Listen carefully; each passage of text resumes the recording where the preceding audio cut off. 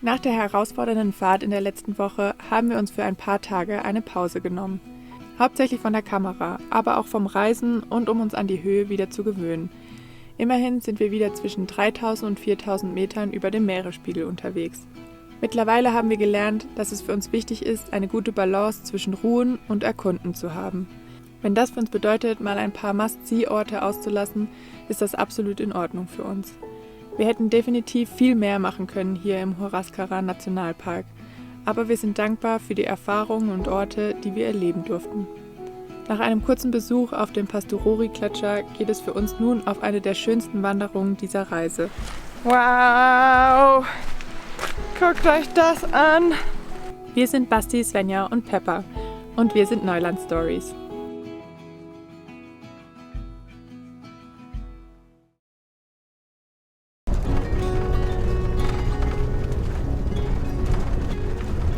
Alter Schwede! Wir sind jetzt schon seit 3 Tagen hier in dem Tal vor dem Huascarán Nationalpark und wir sehen gerade zum ersten Mal hinter den Wolken die weißen Bergspitzen und das ist der absolute Wahnsinn! Der absolute Wahnsinn.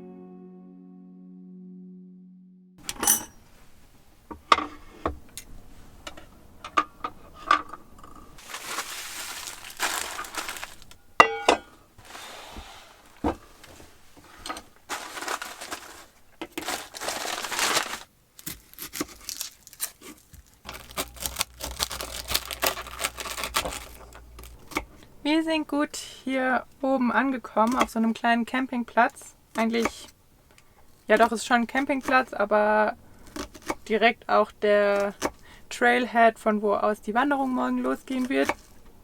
Und gerade eben hatten wir noch Besuch von einem kleinen Fuchs, von einem kleinen Andenfuchs, richtig süß. Der hat sich auch richtig nah an unseren Van dran getraut. Bis ich aber die Kamera draußen hatte, dachte er sich, nee. Aber kurz habe ich ihn noch drauf gekriegt. Und dann haben wir noch ein bisschen was gearbeitet. Und jetzt machen wir uns Abendessen. Und es soll, weil wir ganz viel altes Brot haben, eine Knödelabwandlung geben. Und zwar Knödel aus dem Omnia. Was so ein bisschen sich an das leckere Stuffing von Shauna, unserer Freundin aus Kanada, anlehnt. Das haben wir zu Weihnachten gegessen und das war einfach richtig lecker, aber gefühlt war es einfach ein Knödel, ein deutscher Knödel, im Ofen gebacken. Und das fanden wir mega lecker und das klappt auch wunderbar im Omnia und da freuen wir uns jetzt drauf.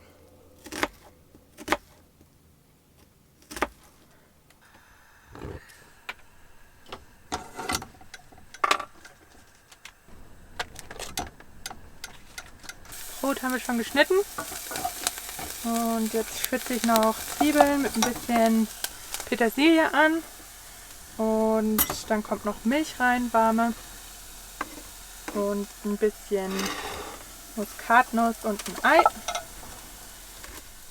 und dazu gibt es dann noch einen Salat.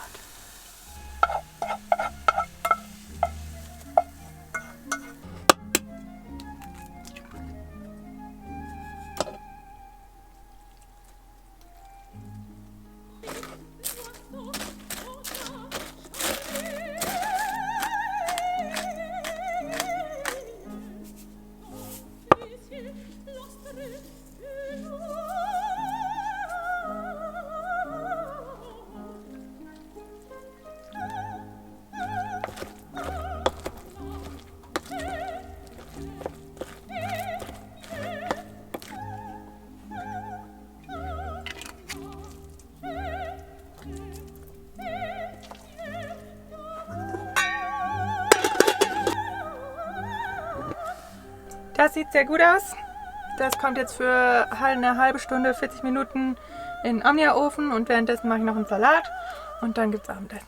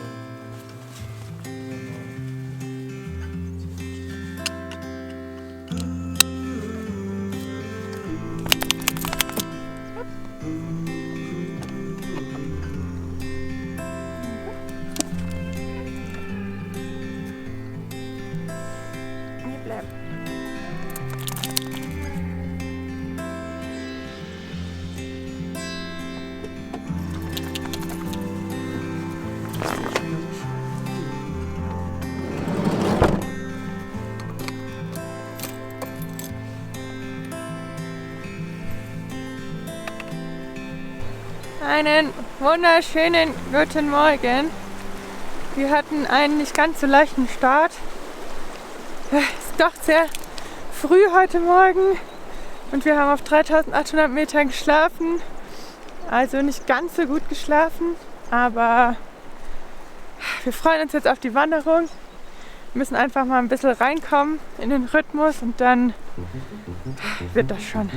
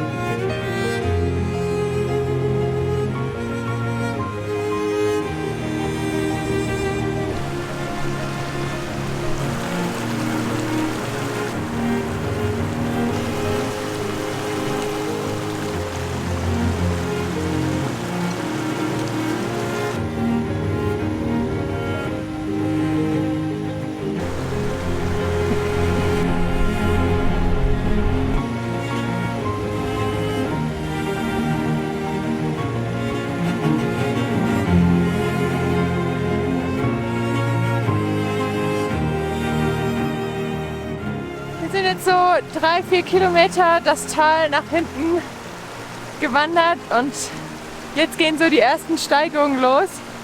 Rund um uns herum ist einfach überall Wasser, kleine Bäche, Wasserfälle.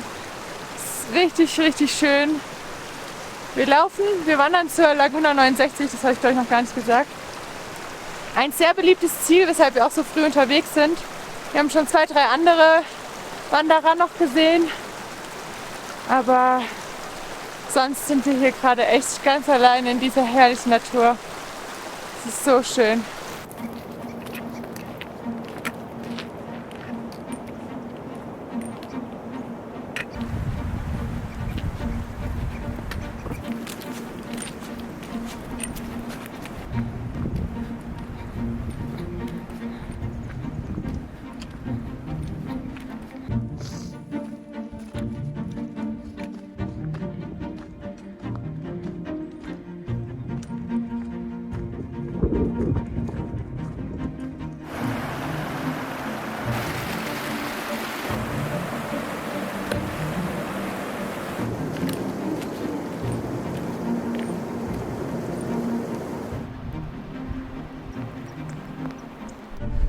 Wir sind jetzt knapp 2 Stunden unterwegs.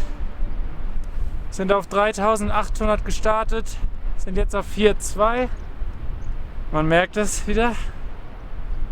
Wir müssen noch 200. 500, Okay. warte mal, 300 Höhenmeter noch und 3 Kilometer bis zur Lagune.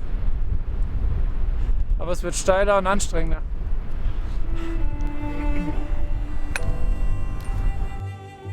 Fast geschafft. Weiter.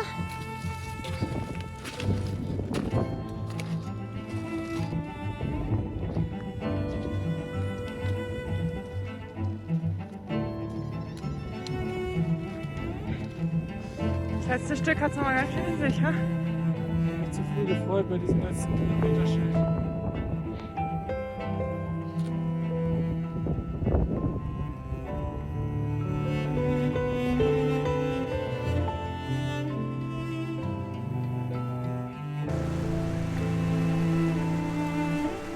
Wow! Guckt euch das an! Das ist der absolute Wahnsinn! Wie das wohl noch bei Sonne aussehen muss!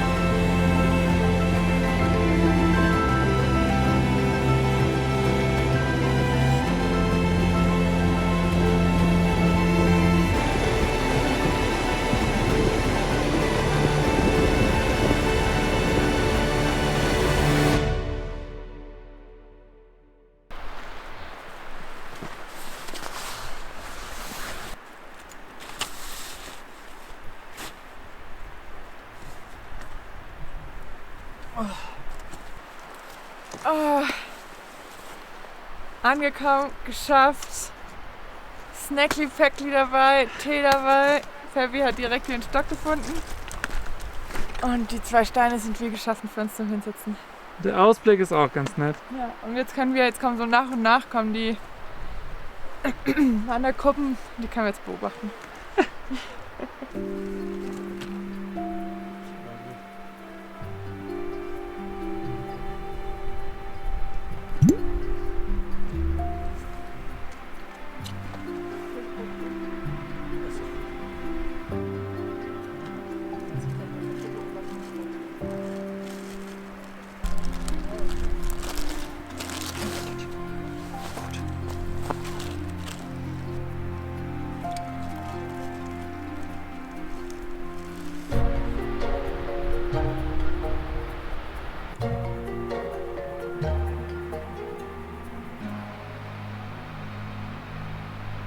Das war eine mega geniale Pause. Der Ausblick ist einfach der absolute Wahnsinn.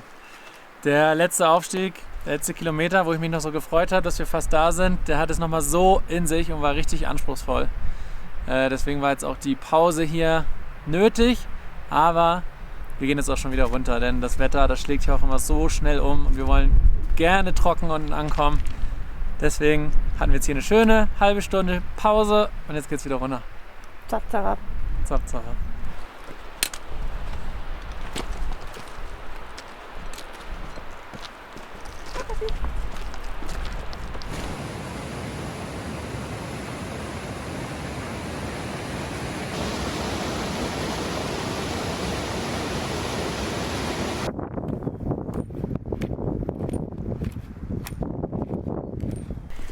Von Sonnenschein und einem Riesenlama werden wir hier begrüßt.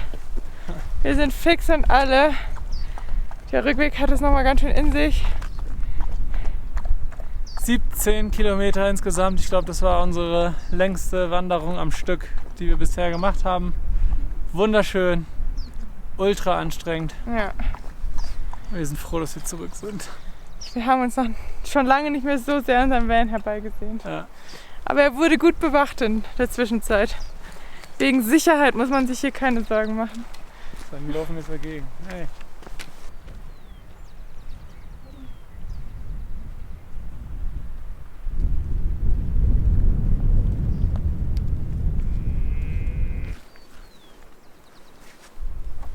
Cooler Nachbar. Ja.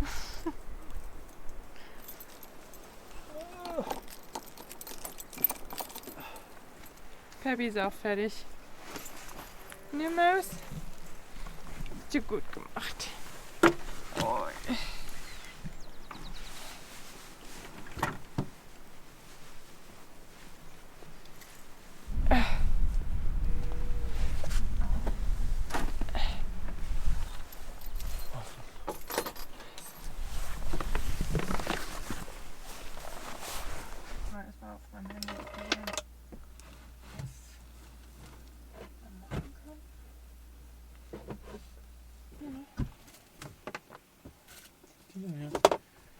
Bisschen kalter Porridge von heute Morgen.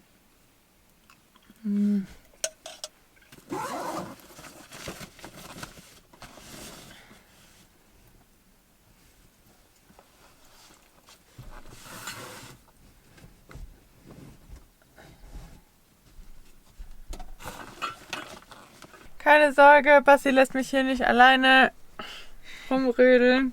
Aber gestern hat sein Handy nichts mehr gemacht. Gar nichts mehr. Und wir dachten schon, es ist kaputt. Deswegen hat er sich da jetzt direkt dran gesetzt und es ging wieder an. Sehr gut.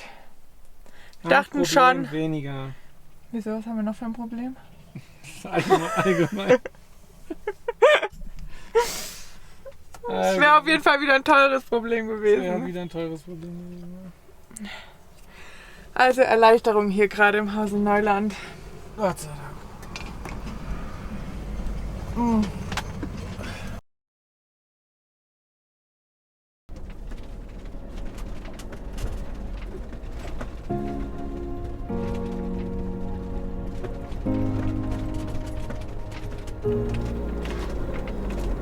Sieht so cool aus.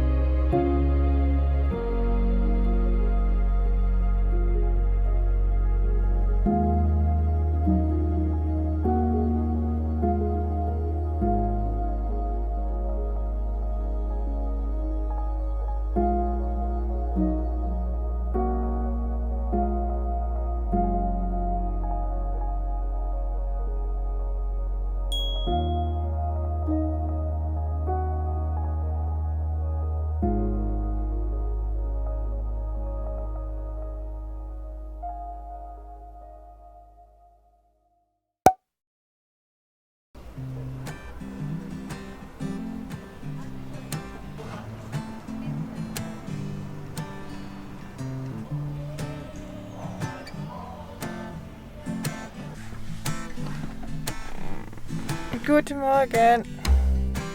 Morgen. So überfallen hier. Wir haben mitten in der Stadt in Huaraz übernachtet, hier an so einem kleinen Park. Da standen wir schon mal und das letzte Mal war eigentlich eine ziemlich ruhige Nacht. Ja. Ne? Gestern hatte sich hier eine Tanzgruppe zusammengefunden hinter unserem Van und hat für 2-3 Stunden, sagen wir mal so, zum gleichen Song getanzt.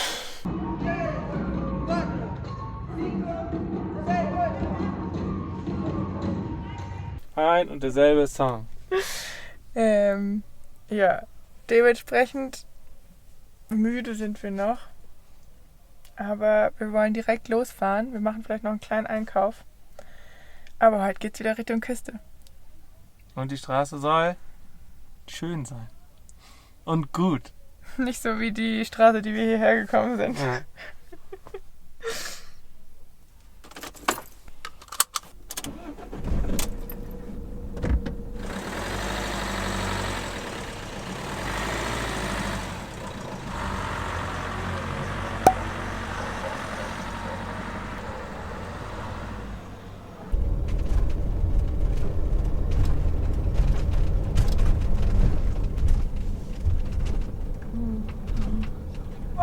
Mañana un solo día de promociones. Mañana llegan a...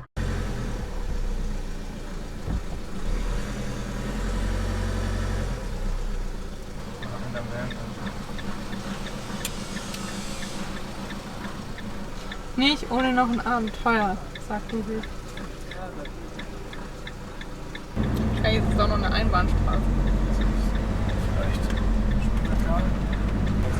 Google sagt, ihr verlasst Huaraz nicht ohne ein kleines Abenteuer und schickt uns durch die kleinsten Gässchen der Stadt, wo wir nicht durchkommen. Und deshalb ging es nochmal rückwärts und eine Straße weiter und dann links abbiegen sind wir auf der Hauptstraße. Was sich Google manchmal dabei denkt, ne? Keine Ahnung.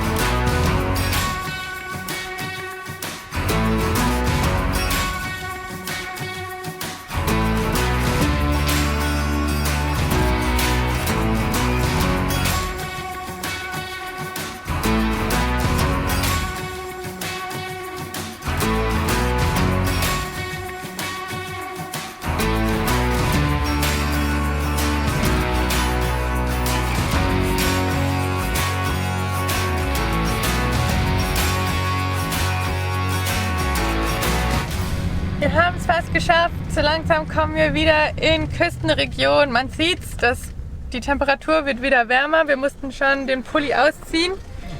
Rechts und links fangen die Avocado- und Bananenplantagen wieder an. Und ja, die Berge werden immer flacher und flacher.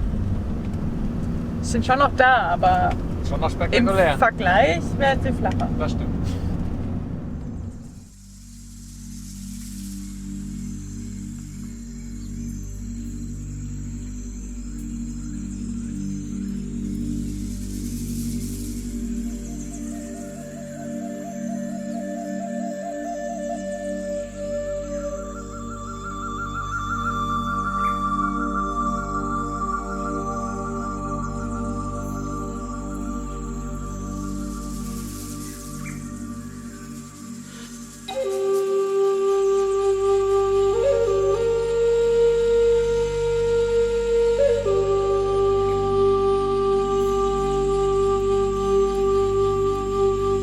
Zurück an der Küste werden wir von einem wunderschönen Sonnenuntergang begrüßt. Insgesamt hat die Fahrt aus den Bergen Richtung Küste dieses Mal nur 7 Stunden gedauert.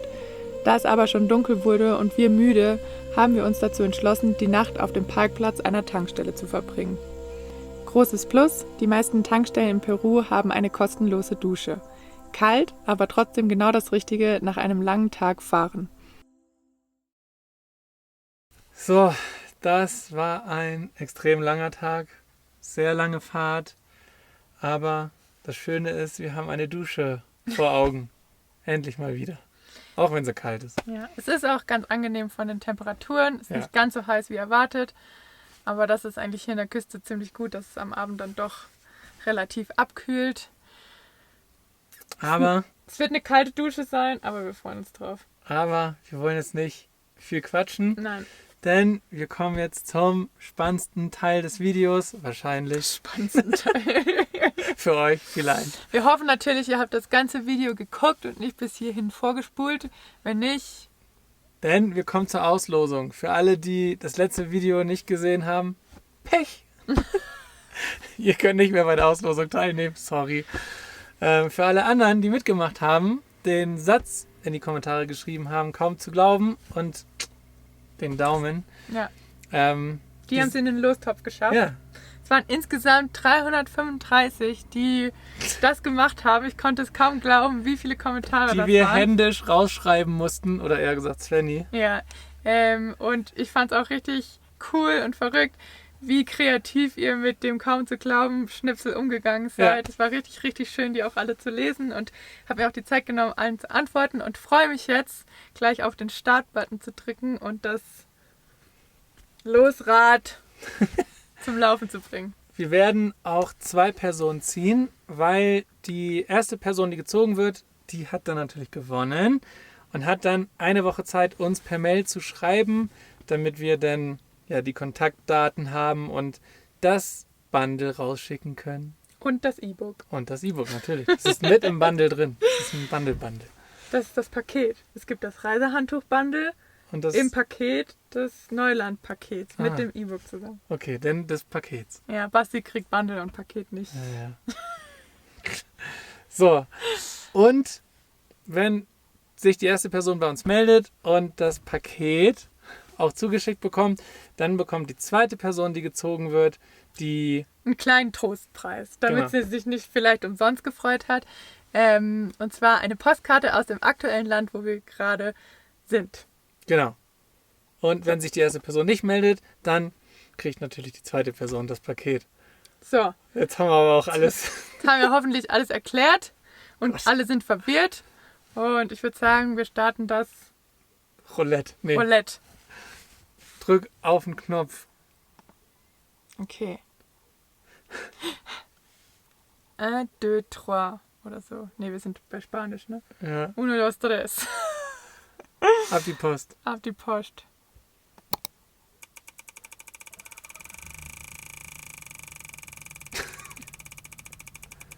Und gewonnen hat Sonja Sonja Goldner, Goldner. 3364. Und Backup-Gewinner ist Maria Pesch, 5953. Und entweder es gibt eine Postkarte oder wenn Sonja sich nicht meldet, den Hauptpreis. Aber erstmal geht der Hauptpreis an Sonja und wir freuen uns sehr. Herzlichen Glückwunsch. Herzlichen Glückwunsch. Melde dich gerne bei uns unter Ja. post@neuland-stories.de.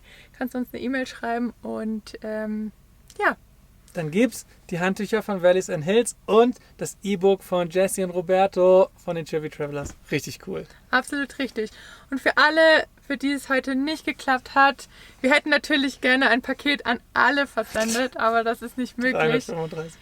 Heute, bis heute einschließlich Sonntag, gibt es noch unser Valleys and Hills Rabatt Code und zwar 5 € auf eure Bestellung mit dem Code Neuland Stories 5. Und Jessie und Roberto hauen auch nochmal 10% raus heute auf ihr E-Book mit dem Code Neuland 10. So, wir schreiben aber alles auch nochmal unten in die Beschreibungsbox, damit nichts schief gehen kann. Und ja, wir bedanken uns bei Valleys and Hills und bei Jessie und Roberto, den Chirpy Travelers, dass wir das Paket verlosen durften. Und herzlichen Glückwunsch nochmal an die Gewinnerin.